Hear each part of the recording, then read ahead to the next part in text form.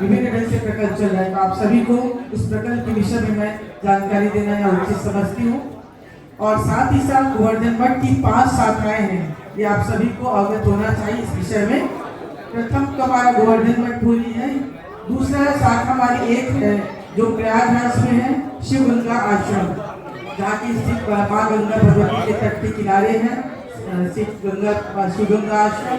एक है काशी विश्वनाथ में 80 घाट में जो स्थित है माँ भगवती गंगा के तट पर। दक्षिणामूर्ति पूर्वांगन है, दक्षिणामूर्ति के नाम से भगवान शिव का बहुत ही सुंदर भव्य, अभी वहाँ पर लोग नए ढंग से उसका मंदिर का पूरा निर्माण भी हुआ है। और गुरुदेव भगवान की साधना राष्ट्र रक्षा शिविर भी पिछले समय वहाँ पर मांग हुआ था। हमारे युवा प्रकाश लोग सब विराजमान हम लोग, बहुत ही सुंदर भव्य विशाल। आप सभी जाएं तो काशी में भी दर्शन करें, बहुत दिव्य स्थान है वहाँ पर। और उसी क्रम में ही वृंदावन में हरिहर आश्रम, जो कि बहुत ही सुंदर भव्य, वो भी दिव्य स्थान है गुरुदेव भगवान का, जहाँ की पूरे प्रकल्प। और एक है उत्तर भारत में, उधर आपके पंजाब में होशियारपुर में माँ भगवती विमलांबा शक्ति संस्थान। उसी क्रम में छत्तीसगढ़ मध्य भारत के बीच में है श्री सुदर्शन संस्थानम शंकराचार्य आश्रम, जो कि 12 एकड़ में व्यवस्थित है।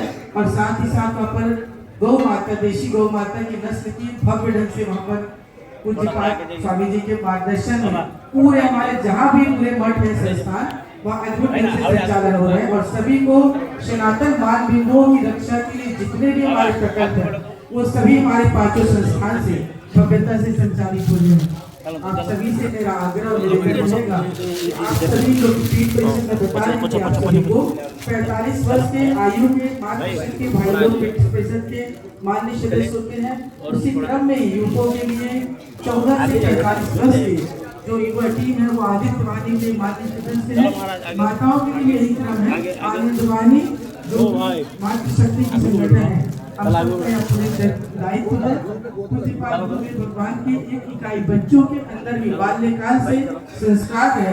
इन भावनाओं से 4 से 14 वर्ष के बालक बालिका बाल आदित्यवाणी, बाला आनंदवाणी, इस तरीके से प्रकट हमारी मातृशक्ति का यह पवित्र कर्तव्य है कि बच्चों के अंदर बाल्यकाल से ही भारत के प्रति, राष्ट्र के प्रति, ईश्वर के प्रति, भगवान के प्रति, गुरु के प्रति एक समर्पण की भावना हो, यह हम सबका बुलंद कर्तव्य है।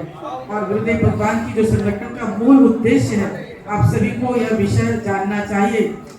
भगवान आदि शंकराचार्य जिस तरीके से उस विषम परिस्थिति में मूर्ति भंजकों के काल में भारत को अखंड किया, उनमें उनका था कि धर्म नियंत्रित, पक्षपात विहीन, शोषण विनिर्मुक्त, सर्वहित सनातन शासन तंत्र की स्थापना। उसी क्रम में गुरुदेव भगवान ने वर्तमान में जो हमारी संस्था की मूल उद्देश्य है, अन्यों का हित का ध्यान में रखते हुए हिंदुओं के अस्तित्व आदर्श की रक्षा, देश की सुरक्षा एवं अखंडता, ये अपनी धर्म पहले हमारे जो संगठन का उद्देश्य है। उसी क्रम में ही गुरुदेव भगवान ने विश्व स्तर पर राजनीति की परिभाषा कैसी होनी चाहिए, वैज्ञानिक सम्मत, उसमें सुसंस्कृत, सुशिक्षित, सुरक्षित, संपन्न, स्वस्थ, सेवापरायण, सर्वहित व्यक्ति एवं समाज की संरचना, इसके चारों वर्ण का पूरा उल्लेख हो जाता है। और साथ ही साथ उन्होंने हम सबको किस तरीके से प्रकल्प चलाना है पूरे भारत में आदित्य नारायण वाणी के माध्यम से, उसके लिए उन्होंने सूत्र दिए हुए, हम लोग को 4 सूत्र दिया है। प्रभु स्मरण का बल हो, हमारे अंदर पहले 4 शकार है। प्रभु स्मरण का बल हो, दूसरा हो आपसी सद्भाव हो, संवाद का बल हो, तीसरा हो सेवा का बल, और चौथा हो सनातनी जितने हमारे सात्विक लोग हैं उनका संग बल। उसी के लिए उनको 1.25 घंटे का प्रत्येक व्यक्ति को अपने जीवन में आराधना का बल होना चाहिए, साधना का बल होना चाहिए। उसके तभी आप कोई भी कार्य, आध्यात्मिक संगठन प्योर आध्यात्मिक संगठन है, दैवी संपत्ति संगठन है, तो जब तक आपके अंदर 1.25 घंटे आराधना का बल नहीं होगा, आप किसी भी तरीके से इस दृष्टिकोण को नहीं समझ पाएंगे।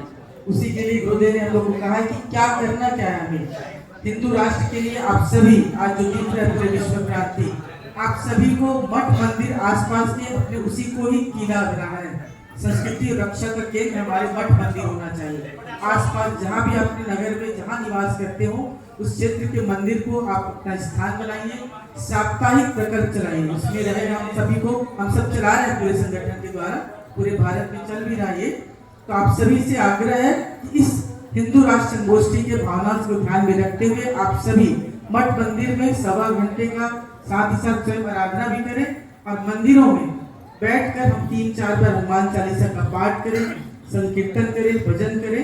इस तरीके से हम अपना भाव रखें और साथ ही सेवा के प्रकल्प में विभिन्न तरीके से, चाहे गौ माता के लिए वृक्षारोपण हो, मेडिकल कैंप, किसी तरह का ये सेवा प्रकल्प है।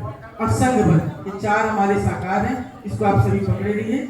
उसमें गुरुदेव भगवान ने हम सभी को जोड़ने के लिए दिया है कि प्रत्येक हिंदू परिवार से 1 रुपया और 1 घंटे, व्यक्ति से नहीं बोल रहे, प्रत्येक परिवार से 1 रुपया और 1 घंटे आपको अपने क्षेत्र को सुदृढ़ बनाने के लिए, सुव्यवस्थित रखने के लिए उस 1 रुपया और 1 घंटे का विनियोग करना है। तो आप सभी से आग्रह है कि आप सभी इस संस्थान से जुड़े। हमारे उड़ीसा के जो आदित्यवाणी के अध्यक्ष श्री मातृ प्रसाद मिश्र जी जो आप सभी को अवगत करा रहे थे, आपका बहुत योगदान है। पूरे उड़ीसा में हमारे बहुत बड़ी विशाल सेना है आदित्यवाणी की। इसी क्रम में पूरे भारत में, चाहे गुजरात हो, मध्य प्रदेश हो, छत्तीसगढ़ हो, सभी